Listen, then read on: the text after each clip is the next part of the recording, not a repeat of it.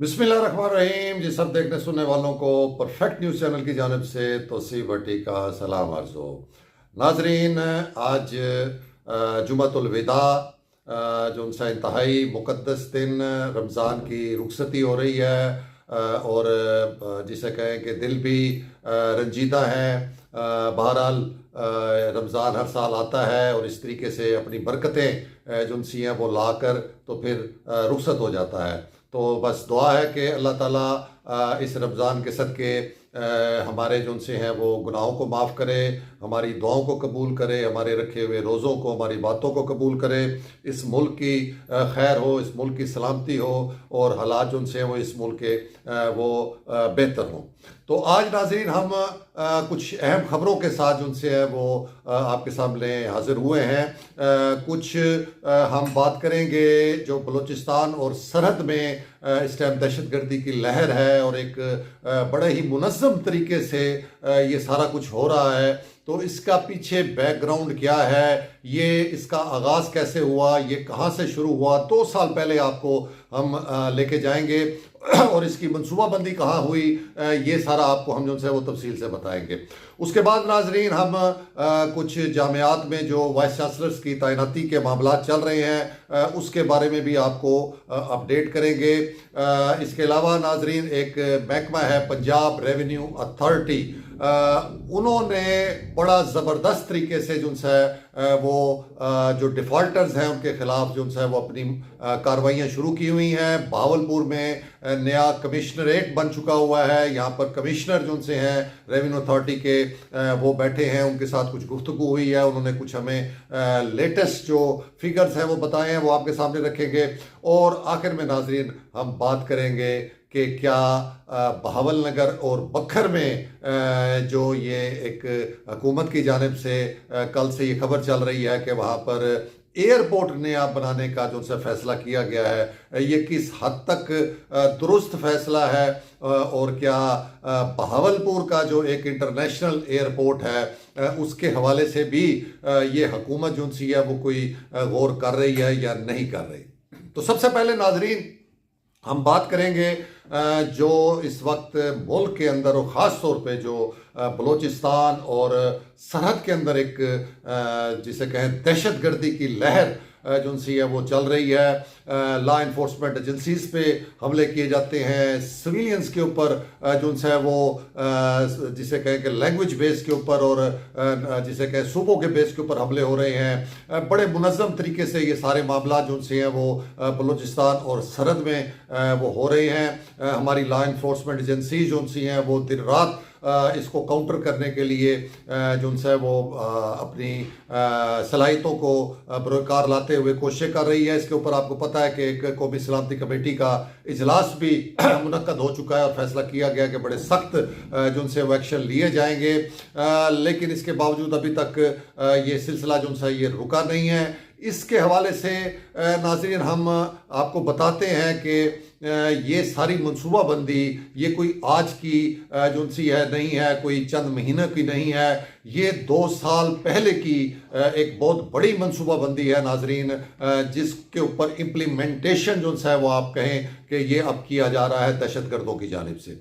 नाजरीन हम आपको बताते हैं कि ये 23 मार्च 2023 को जंग अखबार में मेरी ही एक स्टोरी जो सी है वो शाया हुई थी। एक स्पेशल रिपोर्ट के हवाले से ये स्टोरी थी नाजरीन, बहुत बड़ी स्टोरी थी। और इसमें दरअसल एक स्पेशल रिपोर्ट जारी की गई थी गवर्नमेंट की जानिब से, जिसमें एक तो ये बताया गया था नाजरीन के जो अफगान हुकूमत है उसके वफ्द और जो टीटीपी है उसके वफ्द की मुलाकात अफगानिस्तान में हुई है और अफगानिस्तान के एक मिनिस्टर ऑफिस के अंदर उनकी मुलाकात हुई थी।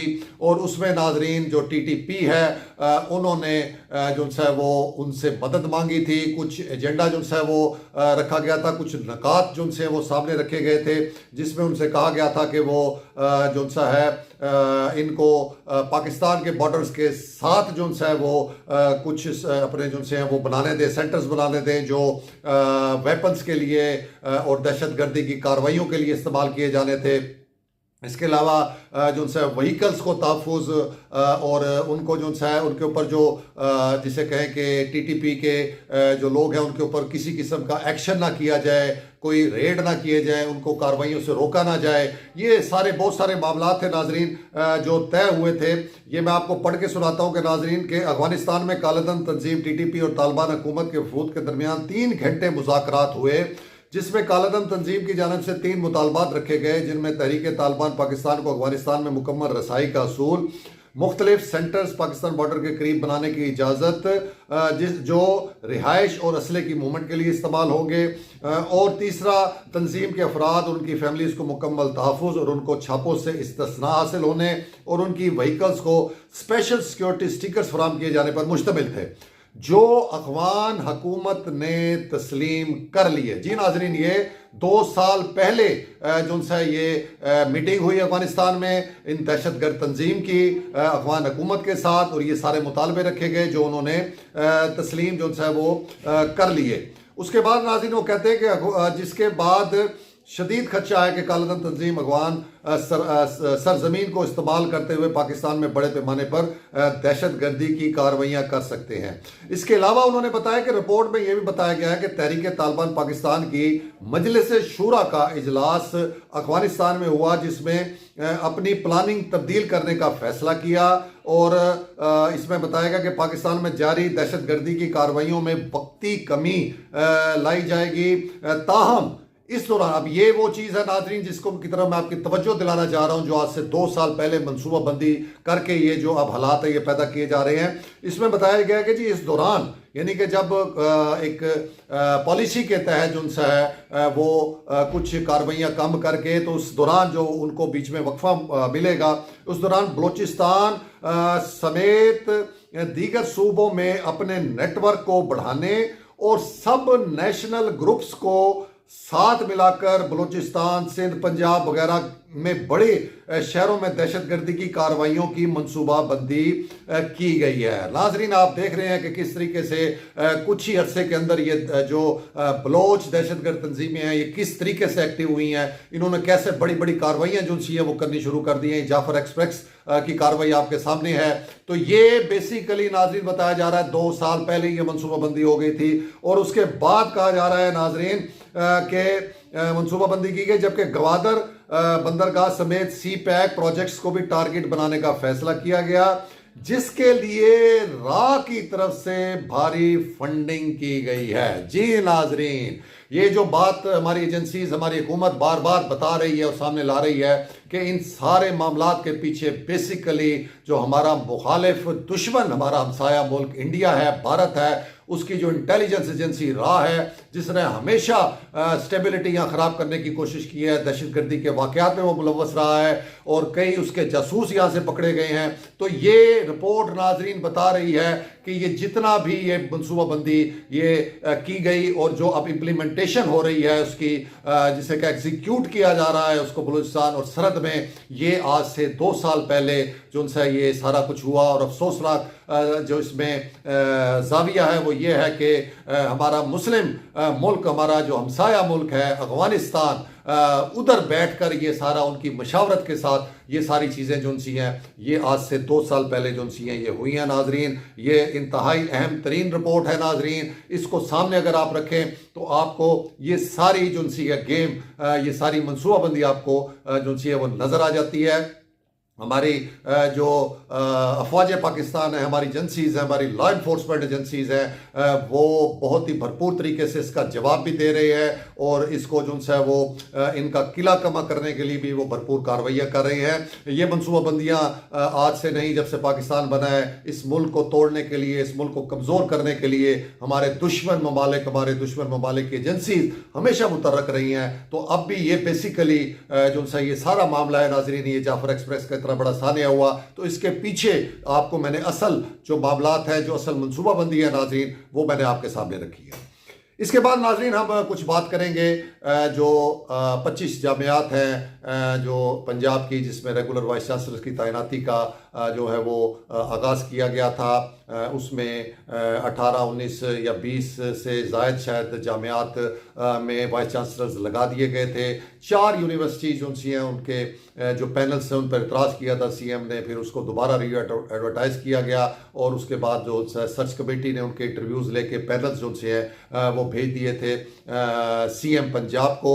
तो अब नाजरीन जो लेटेस्ट सूरत हाल है वो ये है कि ख़ासतौर पर जो इसमें सबसे बड़ी यूनिवर्सिटी इस्लामिया यूनिवर्सिटी भावलपुर है, उसके लिए पैनल के इंटरव्यू जो से आज से 2-4 दिन पहले सीएम पंजाब ने सीएम ऑफिस में ले लिया है, जिसमें नाजरीन जो इस टाइम मौजूदा एक्टिंग वाइस चांसलर इस्लामी यूनिवर्सिटी भावलपुर हैं डॉक्टर प्रोफेसर कामरान साहब, वो बताया जाता है कि नंबर 1 पर थे उस पैनल में। और उसके बाद उनसे हैं वो प्रोफेसर डॉक्टर रिजवाना साहब हैं और उसके बाद प्रोफेसर डॉक्टर नदीम शेख साहब हैं। ये 3 का पैनल बताया जाता है, जिसे खुद सीएम पंजाब ऑफिस ज़राए ने भी कंफर्म किया कि इन 3 उम्मीदवारों के इंटरव्यू लिए गए हैं। और उसके बाद नाज़रीन अब लेटेस्ट जो मज़ीद इसके बारे में हमें इंफॉर्मेशन मिली है कि सीएम ऑफिस से अब इस पैनल की जो हतमी मंजूरी जिस भी कैंडिडेट की होनी है उसकी समरी गवर्नर ऑफिस भिजवा दी गई है और गवर्नर ऑफिस ये समरी पहुंच चुकी है। तो ये अब नाज़रीन सूरत हाल है।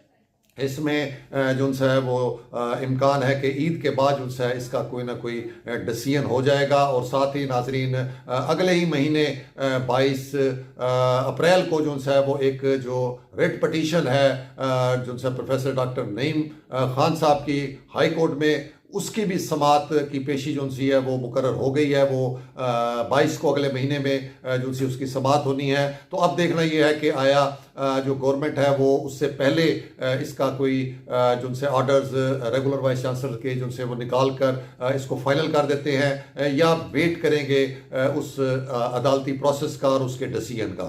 तो ये सूरत हाल है नाज़रीन। बहरहाल इसमें अभी तक की जो सूरत हाल बताई गई है उसमें ये कंफर्मेशन की गई है कि जो प्रोफेसर डॉक्टर कामरान साहब हैं इस वक्त जो एक्टिंग वाइस चांसलर हैं वो फाइनल तकरीबन हो चुके हैं और उन्हीं की ही जो है वो as a regular vice chancellor तैनाती का इम्कान है।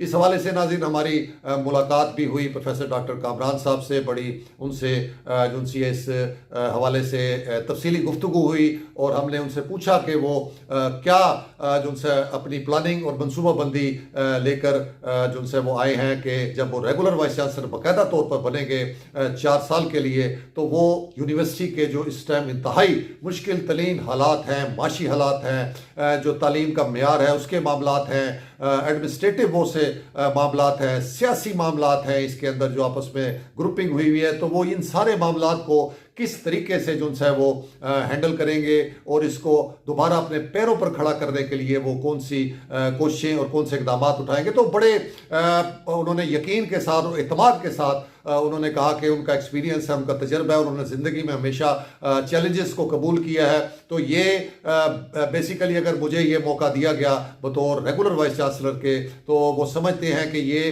कोई फूलों की सेज नहीं है, ये बहुत मुश्किल जो है इसके मामलात है इस्लाम यूनिवर्सिटी के, इसको दोबारा अपने पैरों पर खड़ा करने के लिए उनके पास पूरी एक मनसूबाबंदी, पूरी प्लानिंग है और वो उसको जो है वो अपनी सलाहियतों के साथ बरोकार लाएंगे। क्योंकि उनका कहना था कि एक्टिंग वाइस चांसलर के पास ना ही इतने इख्तियारात होते हैं, ना ही वो इतनी जो सी है वो तवील मुद्दती पॉलिसीज़ बना सकते हैं। तो जब वो रेगुलर वाइस चांसलर के तौर पर आएंगे तो फिर वो अपनी एक तवील मुद्दती 4 साल के उसके पेश नज़र एक जो सी है वो अपनी पॉलिसी बनाएंगे और उसको बड़े जिसे कहें कि सख्ती के साथ इंप्लीमेंट करेंगे। और इस यूनिवर्सिटी का जो सबसे पहला टारगेट उन्होंने बताया वो यही है कि माशी लिहाज से इसके मामलात को जो है वो ऊपर लेके जाया जाएगा, इसके रेवेन्यू को बढ़ाया जाएगा। दूसरे नंबर पर उन्होंने कहा कि वो इसके जो तालीमी मेयार का कोई अगर इशू है तो उसको वो बहुत ज़्यादा फोकस करेंगे, उसको बेहतर बनाया जाएगा। और उसके बाद जो इंटरनल मामलात हैं, कुछ सजा जजा के मामलात हैं, कुछ करप्शन के मामलात हैं, तो उनको भी वो बहुत सख्ती से देखेंगे। उन्होंने बड़ा वाज़ेह बताया कि उनकी जो पॉलिसी होगी वो मेरिट और इंसाफ पर मबनी होगी। तो ये बहुत खुशाइन जो सी है वो सूरत हाल है, हौसला अफजा सूरत हाल है। लेकिन बहरहाल अभी डिसीजन जब तक हुकूमत की तरफ से नहीं आता रेगुलर वाइस चांसलर का, उस वक्त तक वो अभी as a acting vice chancellor काम कर रहे हैं। ईद के बाद जो सी है इसकी सूरत हाल वो वाज़ेह होगी। इसके बाद नाज़रीन एक और यूनिवर्सिटी है जो चोलिस्तान वेटनरी यूनिवर्सिटी है बहावलपुर की, और एक साथ लाहौर वेटनरी यूनिवर्सिटी है। इन दोनों का भी एक प्रोसेस शुरू हुआ था। सर्च कमेटी ने इंटरव्यूज वगैरह लेने शुरू किए थे, लेकिन फिर कुछ सर्च कमेटी के मेंबरान के ऊपर एतराज़ात जो उनसे वो लगाए गए, जिसके ऊपर वो मेंबरान जो उनसे हैं वो बाकायदा मुस्तफ़ी हो गए। उन्होंने वो ओहदा छोड़ दिया, सीएम पंजाब को लिख कर भेज दिया। उसके बाद से ये मामला भी जो है वो ज़ेरे इल्तवा चला आ रहा है। सीएम पंजाब की जानिब से या काबीना की जानिब से अभी तक जो इन वेटनरी यूनिवर्सिटियों के लिए सर्च कमेटी के मेंबरान जो है वो तैनात किए जाने उसका फैसला नहीं हो रहा। हमने आज भी दोबारा जो उनसे रब्ता किया मुतलका सेक्रेटरीट से, लाइफ स्टॉक का जो इनका शोबा है वहाँ से हमने कंफर्म करने की कोशिश की कि क्या आया इसका कोई प्रोसेस शुरू होने का जल्द इम्कान है। तो उधर से यही बताया गया कि मामला अभी सीएम ऑफिस में जो है वो पेंडिंग है, अभी उसका कोई फैसला नहीं हुआ। ईद के बाद अगर कोई ऐसा फैसला होता है तो उसके बाद ही बताया जा सकता है कि इसके जो इंटरव्यूज़ हैं वो कब शेड्यूल किए जाएंगे। तो ये था नाज़रीन यूनिवर्सिटियों के कुछ मामलात और उसका अपडेट। एक और अहम शोबा है नाज़रीन, चूँकि आपको पता है कि टैक्सेस के जो मामलात हैं वो पूरे मुल्क के अंदर बहुत ही ज़बरदस्त तरीके से हुकूमत जो है वो कोशिश कर रही है कि रेवेन्यू को बढ़ाया जाए, टैक्स कलेक्शन को बढ़ाया जाए और लोगों को टैक्स के दायराकार में लाया जाए। तो इस हवाले से जो एक पंजाब रेवेन्यू अथॉरिटी है नाज़रीन, उसका पहले जो सेटअप था वो मुल्तान में होता था। कमिश्नरेट जिसे कहते हैं, कमिश्नर ऑफिस वो मुल्तान में होता था, वहाँ से डील किया जाता था। लेकिन अब कुछ महीनों से ये अब बहावलपुर में भी कमिश्नरेट बन चुका है और इसके जो पहले कमिश्नर यहाँ तैनात किए गए हैं वो एक इंतहाई जिसे कहें कि बासलाहियत और सीनियर जो उनसे वो ऑफिसर हैं तनवीर जडीर साहब, जो एक ईमानदारी के लिहाज से भी जो उनसे वो अपना एक नाम और अपना मुकाम रखते हैं। उनसे नाज़रीन हमारी मुलाकात हुई और हमने उनसे कुछ इस अदारे के हवाले से कुछ चीज़ें हमारे सामने आई थी, कुछ शिकायत लोगों के, शहरियों की, कोई बिजनेसमैन की सामने आई थी, वो हमने उनके सामने रखी और उनसे कहा कि इनको एड्रेस किया जाए और इसको जो है लोगों को तंग करने के बजाय जो है उनको फैसिलिटेट किया जाए, उनको शऊर दिया जाए और आहिस्ता आहिस्ता जो है उनको अपने इस दायराकार और इस धारे के अंदर शामिल किया जाए। तो उन्होंने फिर नाज़रीन हमें बताया कि वो खुद इस चीज़ को किसी तौर पे अलाउ नहीं करते कि लोगों को खामखा का तंग किया जाए लोगों को, क्योंकि लोग पहले ही माशी लिहाज से बहुत परेशान हैं, लोगों के बिजनेसेस और कारोबार जो उनसे हैं उनका बुरा हाल है। तो वो नहीं चाहते कि वो खामखा का एक प्रेशर, एक खौफ पैदा करके जो है वो लोगों को तंग करें। लेकिन चूंकि ये एक कानूनी मामला है, ये हुकूमत के रेवेन्यू का मामला है, तो इसमें हम बार बार रिक्वेस्ट कर रहे हैं। उन्होंने बताया 148 के करीब जो है नाजरीन इसमें जो है वो शोबाजात हैं, जो जिसे कहें कि कारोबार हैं या सर्विसेज हैं जो इनके अथॉरिटी के उसमें दायरा इख्तियार में आती हैं और जिनको रजिस्टर्ड होना लाजमी है पंजाब रेवेन्यू अथॉरिटी के साथ। तो उसमें नाज़रीन उन्होंने बताया कि उन्होंने बहुत दफ़ा ये अवामी तौर के ऊपर भी मैसेज दिया है कि जो ऐसे कारोबार हैं वो साथ फौरी तौर पे लोग जो उनसे वो इसके साथ रजिस्टर्ड हो और इसकी जो उनकी बकाया जात है या वो डिफ़ॉल्टर है वो अपनी अदायगी टैक्स की करें। तो एक तो उन्होंने नाज़रीन ये बताया कि जब से ये यहाँ पर बहावलपुर में ये शुरू हुआ है जो उनसे कमिश्नरेट, उससे अगर पहले की बात की जाए तो उन्होंने हमें जो फिगर दी है वो बताया कि अक्टूबर 2023 से मार्च 2024 तक 1,02,34,45,415 रुपए की जो सी टैक्स कलेक्शन की गई थी। लेकिन जब से ये जो है रेवेन्यू अथॉरिटी का कमिश्नर ऑफिस बहावलपुर में बना तो उस वक्त से नाज़रीन नवंबर 2024 से मार्च 2025 तक जो कलेक्शन है इसकी रेवेन्यू की सेल्स टैक्स की वो 1,40,20,12,387 रुपए है, यानी कि पिछले साल की निस्बत 41% जो है उसमें इसका इजाफा हुआ है। उसके बाद जो उन्होंने एक ब्रेकिंग न्यूज़ दी, उन्होंने बताया कि बहुत से जो कारोबार हैं जिनमें hotels, restaurant, Motors, property dealers, property developers, beauty parlours वगैरह हाउसिंग स्कीमें हैं, उनको जो है वो बाकायदा नोटिस बार बार दिए जा रहे हैं कि वो जो अपना डिफ़ॉल्ट है, जो बकाया जात है, उसको फौरी तौर पे अदा करें। तो वो उन्होंने हमें बताया कि इस वक्त जो भावलपुर डिस्ट्रिक्ट में जो जिन होटल्स और मोटल्स को दिया गया, जितने होटल्स और मोटल्स को नोटिस दिए गए हैं, उनमें नाजरीन कोई 96 जो उनसे हैं वो होटल मोटल हैं जिनको नोटिस जारी किए गए हैं। इसी तरह जो रेस्टोरेंट्स हैं उनकी तादाद 194 है जिनको नोटिस जारी हुए हैं, और जो प्रॉपर्टी डेवलपर्स हैं वो 172 प्रॉपर्टी डेवलपर्स हैं जिनका जो बकाया जात जिन्होंने देने, जो डिफ़ॉल्टर्स हैं, जिन्होंने रजिस्टर्ड नहीं कराया अपने आप को। उसके बाद नाजरीन ब्यूटी पार्लर्स, ब्यूटी सैलून्स की तादाद 54 है जिनको नोटिस जारी हुए हैं।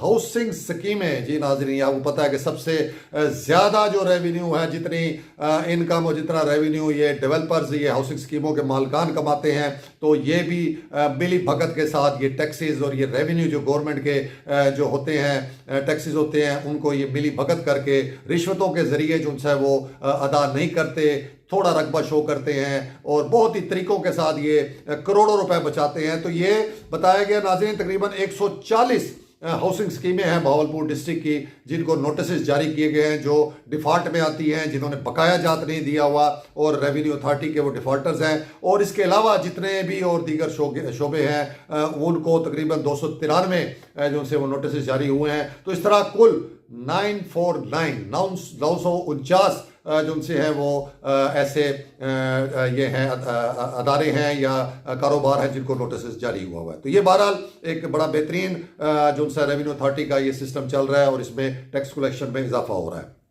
आखिर में नाज़रीन हम बात करेंगे कि वज़ीर आला पंजाब की काबीना मीटिंग में ये फैसला हुआ है कि बखर और बहावल नगर में जो है वो नए एयरपोर्ट्स जो है वो बनाए जाएंगे। बहुत अच्छी बात है, हम उसकी मुखालफत नहीं करते। आखिर उन्होंने कुछ सोच के, कोई फिजिबिलिटी बना के ही जो है इसका कोई फैसला किया होगा। लेकिन हैरान कुन अमर ये है नाजरीन के जो इतना बड़ा ये शहर जिसे कहें कि डिविजनल हेडक्वार्टर है बहावलपुर, और जहाँ पर एक बिजनेस क्लास एक बहुत बड़ी तादाद में मौजूद है, जो एक वक्त में जब ये यहाँ पर जो एयरपोर्ट है वो इंटरनेशनल सतह का एयरपोर्ट है और यहाँ से इंटरनेशनल फ्लाइटें भी जाती होती थी, यहाँ से डोमेस्टिक पूरा हफ्ता जो है वो फ्लाइटें जाती होती थी, जिसको अब बिल्कुल डिसफंक्शनल कर दिया गया है और वो इस टाइम बिल्कुल डेड पोजीशन के अंदर है। उसको बहाल करने के हवाले से कोई बात सामने नहीं आई, लेकिन नए एयरपोर्ट्स की जो है वो बनाने की बात की गई है। तो वज़ीर आला पंजाब से हम पहले भी इसके ऊपर पूरा एक प्रोग्राम कर चुके हैं। हम वज़ीर आला पंजाब साहबा से ये रिक्वेस्ट करेंगे कि बहुत अच्छे काम कर रही हैं, वो बड़ा मेहनत के साथ चीज़ों को लेकर चल रही है, लेकिन इन फैसलों पर भी गौर करें। हाँ, वो हमारे इंटरनेशनल एयरपोर्ट की बहाली है उसके ऊपर तवज्जो होनी चाहिए, या हमारा जो जनूबी पंजाब सेक्रेटेरिएट